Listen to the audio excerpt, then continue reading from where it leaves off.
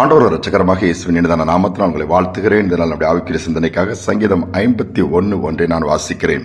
தேவனே, உமது கிருபையின்படி எனக்கு இறங்கும், உமது மிகுந்த இரக்கங்களின்படி என் மேறுதல் நீங்க என்னை சித்திகரியும்.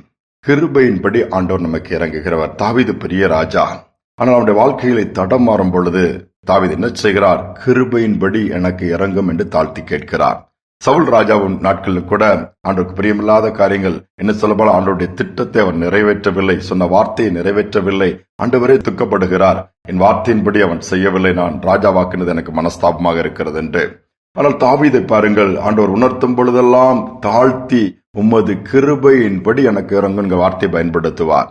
இன்னைக்கு அநேக நேரத்தில் நாம் தாழ்த்தி ஆண்டவர்கிட்ட கேட்க தவறி விடுகிறோம். தொடர்ந்து பிரச்சனை, தொடர்ந்து போராட்டம், தொடர்ந்து கஷ்டம் தொடர்ந்து வரும்பொழுது நாம் பலவித முறுமுறுப்புகள் நமக்குள் வருகிறது. தாவீது உடனே சரண்டர் ஆகி தன்னை தாழ்த்தி ஆண்டவர்கிட்ட கேட்கும் பொழுது ஆண்டவர் என்ன பண்ணுகிறார்? மீண்டும் கிருபை கொடுக்கிறார். ராஜ்யபாரத்தை தொடர்ந்து நிலைநிறுத்தினதை பார்க்க முடியும். தாவீது எனது இதயத்துக்கு ஏற்றவன் என்று கூட ஆண்டவரை சர்டிபிகேட் கொடுக்கிறார். யோசித்து பாருங்கள், இன்னைக்கு நாம் எப்படி ஜெபிக்கிறோம்? நம்முடைய வாழ்க்கைக்கு சற்று யோசித்து பார்ப்போம். தேவன் கிருபையின்படி இறங்குகிறவர்.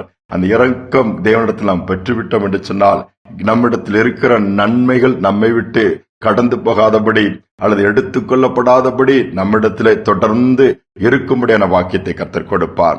கிருபை விலகிவிட்டால், அவர் இரக்கம் நமக்கு கிடைக்காவிட்டால் எல்லாவற்றையும் இழந்து ஒன்றுமில்லாமல் போய்விடுவோம். அப்படிப்பட்ட நிலைமைக்கு எந்த விதத்திலும் வந்துவிடக்கூடாது என்றுதான் ஆண்டவர் விரும்புகிறார். ஆனால் நம்முடைய விண்ணப்பங்கள், நம்முடைய வேண்டுதல்கள் ஆண்டவர் சமூகத்துக்கு போகும்போது தாழ்த்த வேண்டும். அதை ஆண்டவர் எதிர்பார்க்கிறார். தாழ்த்தி கேட்கும் பொழுது தேவன் உடனே கிருபை கொடுத்து இறங்குகிறார்.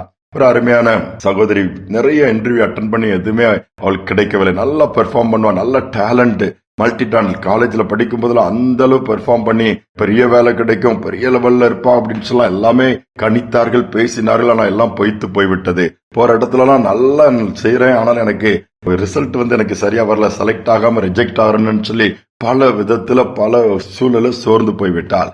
என்ன செய்வதுன்றே தெரியவில்லை. இவளுக்கு ஒரு என்னால முடியும், எப்படினாலும் முடியும், அவ்வளவு டேலண்ட் இருக்குது, அவ்வளவு நாலேஜ் இருக்கு, எந்த கொஸ்டினுக்கு என்னால ஆன்சர் பண்ண முடியும், யாரு கேட்டாலும் எப்படிப்பட்டதுனாலும் அதுக்கு இம்மிடியட் ரெஸ்பான்ஸ் கொடுக்க முடியும், அப்படிப்பட்ட ஒரு காரியம் இருந்துச்சு. ஆனாலும் எதுவுமே கை கொடுக்கவில்லை. கடைசியில சோர்ந்து போயிருக்கும் போது ஒரு நாள் ஆண்டவர் உணர்த்துகிறார். தாழ்த்தி நீ ஜெபித்து விட்டு இன்னைக்கு போயிட்டு சொல்லும் போது ஆவியானவர் பேசும் பொழுது இந்த வார்த்தை தான் அந்த சகோதரிக்கு முன்பாக வந்ததா.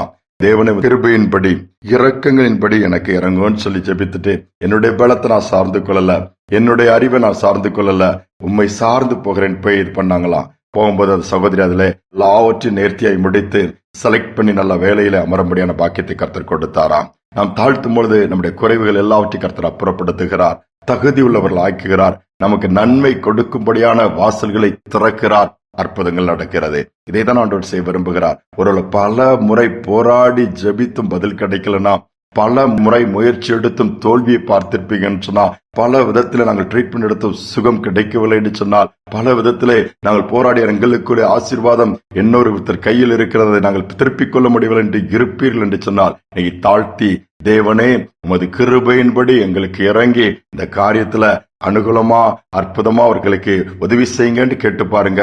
நிச்சயமாக அந்த ஜெபத்திற்கு பதில் வரும். நீங்கள் வேண்டிக் கொள்கிறது உங்களுக்கு அருளப்படும். ஜெபிப்போம். அன்பின் தகப்பனே, இரக்கத்தின் ஐஸ்வர்யமுள்ள தேவன், கிருபை நிறைந்தவர் அப்பா, கிருபை தருகிறவர், கிருபையினால் எங்களை நிரப்புகிறவர். இந்த நாளிலும் கிருபை நிமித்தம் நாங்கள் வந்திருக்கிறோம். எங்களுடைய கிரியைகளின் நிமித்தமாக அல்ல, திறமைகளின் நிமித்தமாக அல்ல, எங்களுடைய அறிவின் நிமித்தமாக அல்ல, தாளந்துகளின் நிமித்தமாக அல்லப்பா. நாங்கள் எங்களை சார்ந்து கொள்வோம் என்னால் எங்களையே நாங்கள் நம்பி எல்லாவற்றையும் முடியும் என்று சொல்லி எங்களுக்கு அப்படிப்பட்ட பெருமை இருக்குமானால் நீர் எங்களுக்கு எதிரியாய் மாறிவிடுகிறேன். பெருமையுள்ளவருக்கு தேவன் எதிர்த்து நிற்கிறார், தாழ்மையுள்ளவருக்கோ கிருபை அளிக்கிறார் சொன்ன வார்த்தையின்படி தாழ்த்தி விண்ணப்பத்தை கேட்க யாரெல்லாம் தாழ்த்தி கிருபையின்படி இறங்கும் என்று ஜெபிக்கிறார்களோ, என் தேவனிடத்திலிருந்து இரக்கத்தை பெற்றுக் கொள்வார்களாக, கிருபையை பெற்றுக் கொள்வார்களாக. அது நிமித்தமாக நீர் கிரியைகளை நடப்பித்து பெரிதான நன்மைகளையும் சுதந்திரத்துக் கொள்ளக்கூடிய பாக்கியத்தை கொடுங்க. செய்வதற்காய் ஸ்தோத்திரம், சூழ்நிலைகளை மாற்றுவதற்காய் ஸ்தோத்திரம். துதி கனமகிமை ஏற்றுக்கொள்ளும் இயேசுவின் நாமத்தில் பிதாவே, ஆமேன் ஆமேன். இந்த நாள் கர்த்தர் தமது கிருபையின்படி நமக்கு இறங்கி எல்லாவற்றிலும் தேவனுடைய கிரியையை, வல்லமை, மகிமை பார்க்கிற நாளாய் கர்த்தர் மாற்றிக் கொடுக்க விரும்புகிறார். இந்த சிந்தனையோடு இந்த நாளை தொடருவோம். மீண்டுமாய் நாளை தினம் சந்திப்போம்.